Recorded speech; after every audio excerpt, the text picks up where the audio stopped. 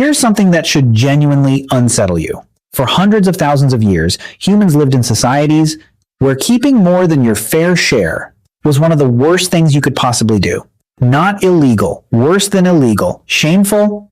A man who hoarded food while others went hungry wasn't a clever businessman. He was a disgrace, a threat, someone to be mocked and shamed until he gave it up. And then, in the blink of an evolutionary eye, we flipped completely.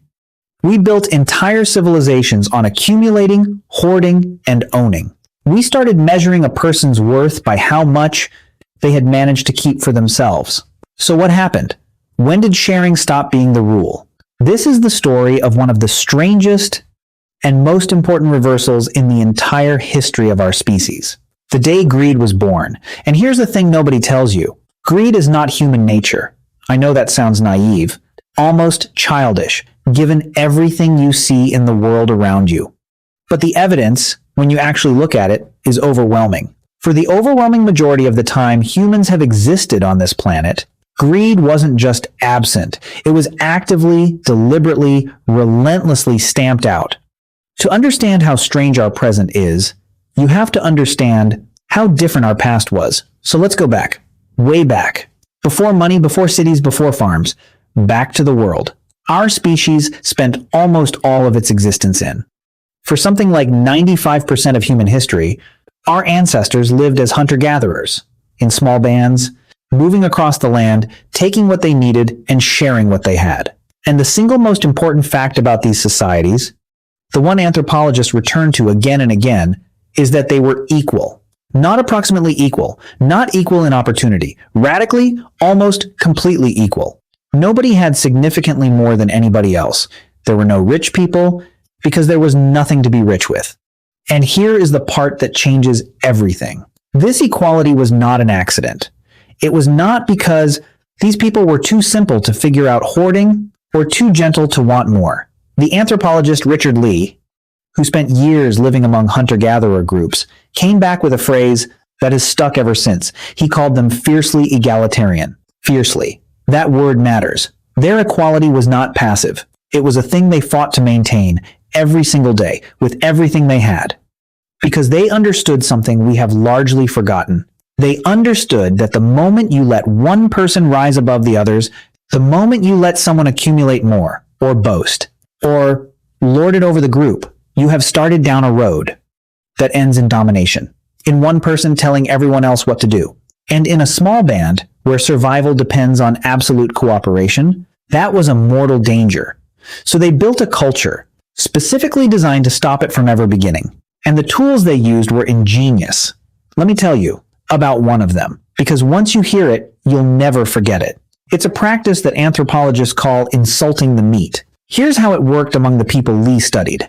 When a hunter made a great kill, a fat animal, enough meat to feed everyone for days, you might expect him to come back a hero, to be praised, to be celebrated. That is exactly what does not happen. Instead, when the hunter returns and the band sees the kill, they insult it. They mock it. They tell him it's pathetic, skinny, barely worth the walk. A bag of bones. Why did you even bother dragging this scrawny thing back here? And the hunter himself is expected to agree. He's expected to downplay his own success, to act humble, to say, yes, it's nothing, just a little something I stumbled across. Now, why on earth would they do this? It sounds almost cruel. The man worked hard, fed everyone, and gets insulted for it. But when Lee asked one of the elders to explain, the answer he got was one of the most quietly profound things ever recorded about human society. The man told him essentially this. When a young man kills a lot of meat, he begins to think of himself as a big man, and he begins to think of the rest of us as his inferiors. We can't accept this. We refuse someone who boasts, because one day his pride will make him kill somebody. So we speak of his meat as worthless. This way, we cool his heart and make him gentle. We cool his heart and make him gentle. Think about that for a second. This is not a society that doesn't understand status or pride or the temptation to dominate. It's a society that understands those things perfectly, that sees exactly where they lead, and that has built a deliberate, sophisticated cultural technology to diffuse them before they can take root.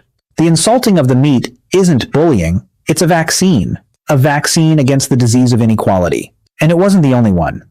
These societies had a whole toolkit.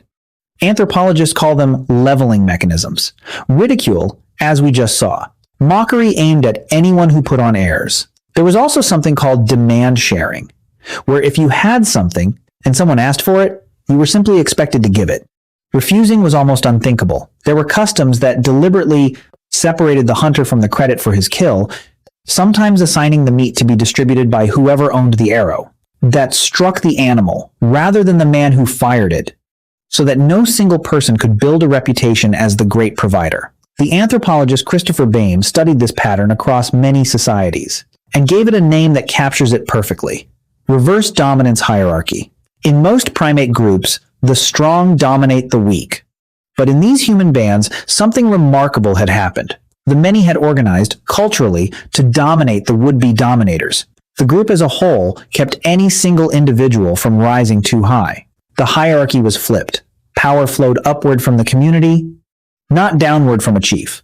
And it was held in place by the oldest social forces we have: shame, laughter, the fear of being mocked, the fear of being left out. But here's something crucial that often gets missed. This sharing wasn't only about morality, about being nice.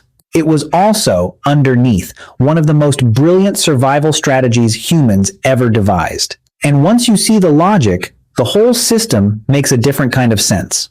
Imagine you're a hunter in a world with no refrigeration, no storage, no way to save a windfall. Today, you make a fantastic kill, far more than your family could ever eat before it rots. What do you do with the excess? You could try to hoard it and watch most of it spoil and attract scavengers. Or you could give it away freely to everyone in the band. And here's the genius of it. When you give your surplus away, you are not losing it. You are storing it in other people, because next week, next month, you will fail. You will come back from the hunt with nothing, empty-handed and hungry. And on that day, someone else who made a good kill will share with you. The meat you gave away didn't vanish. It became an obligation, a bond, a debt of gratitude spread across every person in the group. Sharing turned the unpredictable luck of the hunt into something steady and survivable for everyone. It was insurance, paid in generosity, and it kept the whole band alive through the inevitable bad days. In a world where any individual could starve from a run of bad luck, the only real security was each other. So the fierce equality wasn't just a feeling. It was woven into the very logic of survival. To hoard was not only shameful, it was stupid. It meant breaking the one system that stood between everyone, including you and death. For tens of thousands of years, this worked. It worked beautifully. It was, arguably, the most stable form of human society that has ever existed, lasting far longer than any empire, any kingdom, any nation. Greed didn't take over because the entire culture was engineered, at every level, to make sure it couldn't. So here's the question that should be sitting in the back of your mind. If humans spent the vast majority of our history in these fiercely equal anti-greed societies, what changed? What broke the system? What was the dark day? When sharing stopped and keeping became the rule? And the answer, like so many answers in this channel, comes back to one thing: farming. Around 12,000 years ago, humans began to settle down and grow their food instead of chasing it. And this single change quietly dismantled every single one of the defenses that had kept greed in check for so long. Not overnight, not deliberately, but piece by piece, the foundations of the old equal world crumbled, and a new world, our world, rose in its place. Think about why the old system worked, and then watch it fall apart. The old equality depended, first, on the fact that you couldn't really store wealth. Meat rots. You can only carry so much when you're always on the move. So there was no point in hoarding, and no way to do it, even if you wanted to. But a farmer can fill a granary. Grain keeps. For the first time, humans could accumulate. They could hold on to more than they needed right now and save it for later. And the moment storage became possible, hoarding became possible. The whole logic of demand sharing started to break. Why should I give you my grain when I worked the field and you could go work your own? The old equality also depended on mobility. If someone in your band became a bully, became domineering, you had a simple and powerful weapon. You could leave. The whole group could just pick up and walk away from a tyrant, or the tyrant could find himself abandoned, alone, which in that world meant dead. But farmers can't leave. Their wealth is in the land, in the crops, in the fixed home they've built. You can't walk away from your farm. And so the ancient escape hatch, the thing that had kept the powerful in check, slammed shut. Now, if someone gained power over you, you were stuck. And the old equality depended on there being nothing much worth fighting over. But farming created surplus, and surplus created something entirely new: property. Things worth owning, things worth defending, things worth passing on to your children. And once you have property that can be inherited, you have the engine of inequality itself. Because the child of the person with the full granary starts life ahead of the child of the person with the empty one. And their children start even further ahead. Small advantages compound, generation after generation, into vast gulfs. The flat world of the hunter-gatherers began, slowly, to tilt. And everything started sliding toward the people who already had the most. The leveling mechanisms, the mockery, the shame, the demand sharing.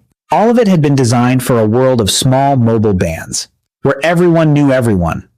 They simply couldn't function in a world of villages, then towns, then cities, full of strangers, full of stored wealth, full of permanent inequality. The vaccine stopped working, and greed, for the first time in the history of our species, was free. Now, here's where we can actually see it happen, because this isn't just theory. We can watch the birth of greed in the ground. For most of human prehistory, when we dig up graves, they look broadly similar. People are buried with simple things: a few tools, some ornaments, the basics. Rich and poor, in any meaningful sense, don't show up because they didn't really exist. The dead, like the living, were more or less equal. And then, around 6,500 years ago, on the coast of what is now Bulgaria, near the Black Sea, we find something that had never existed before in human history. A cemetery called the Varna Necropolis. And the graves there are not equal. Not even close. Most of them are modest, containing little, sometimes just a single bead or a simple blade. But a small handful, around 1% of the graves, contain breathtaking wealth. And one in particular, known as Grave 43, holds the body of a single man buried with more gold than has been found in the entire rest of the world for that entire period. Over 1 kilogram of gold, beads, ornaments, a scepter, symbols of power. He went into the earth dripping in treasure, while most of the people around him went in with almost nothing. Just 4 graves at Varna account for roughly 3/4 of all the gold in the whole cemetery. Let that sink in. The vast majority of the wealth concentrated in a tiny handful of people. If that pattern sounds familiar, it should. It is the exact shape of inequality in our own world, captured at the very moment it was being invented, frozen in the ground for 6,500 years. One of the archaeologists who studied Varna put it in a way that gives me chills every time. He said that these people, 6,500 years ago, already had the same ideas we have today. Here, he said, we see the first complex society. The first time some humans had vastly more than others, and everyone involved apparently thought that was just fine. The day greed was born has a location and an approximate date, and it is written in gold and empty graves on the shore of the Black Sea. But how did we get from there to here? How does a society go from fiercely mocking anyone who keeps too much to laying a single man in the ground under 1 kilogram of gold, while his neighbors get a single bead? The transition has a logic too, and it's worth understanding, because the trick that made it possible is still being used today. It often started with something that looked, at first, like generosity.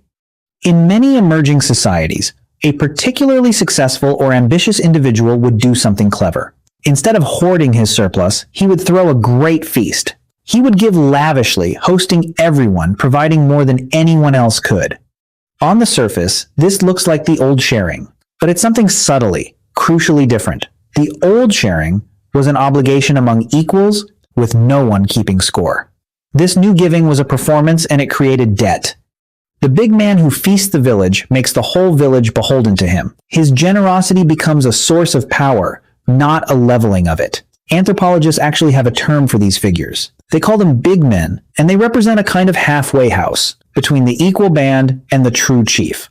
And once a person could turn surplus into status, and status into followers, and followers into power, the door was open. The next step was to make that power permanent, and to pass it to one's children. This is where religion and ritual so often entered the picture, providing the story that justified the gap. The man in grave 43 at Varna may well have been a priest-king, someone whose wealth was wrapped in claims about gods, about cosmic order, about a special role that made his vast hoard seem not greedy, but sacred. Right, proper, the way things were meant to be. That is the final, most powerful tool inequality ever found. Not force, though force came too, but story. A story that makes the gap between the man with everything and the man with nothing feel natural, deserved, even holy. The hunter-gatherers had stories that made hoarding shameful. The New World invented stories that made it admirable. And we have been telling versions of those stories ever since. Now, let's be honest. The way this channel always tries to be. It would be easy to turn this into a simple morality tale. The noble, sharing past, and the corrupt, greedy present. But the truth is more complicated and more interesting than that. Because the same forces that gave us greed also gave us almost everything else. That ability to accumulate, to store surplus, to specialize, to build, is the same ability that gave us cities, writing, art, science, medicine, and every comfort you enjoy right now. The granary that broke equality also fed the population that built civilization. You cannot have the cathedral, the symphony, the hospital without the surplus. And you apparently cannot have the surplus, at least not so far in human history, without the inequality that seems to come with it. We made a trade. We gave up the fierce equality of the band, and in exchange, we got the staggering achievements of civilization. Whether that was a good trade is a question people will argue about forever. And here's the part that I think matters most. The thing I want you to carry with you. The old hunter-gatherers proved something extraordinary about us. They prove that greed is not our destiny. It is not written into our genes as some inescapable law. For the overwhelming majority of our existence, we lived without it, in societies that actively chose equality and had the cultural tools to maintain it.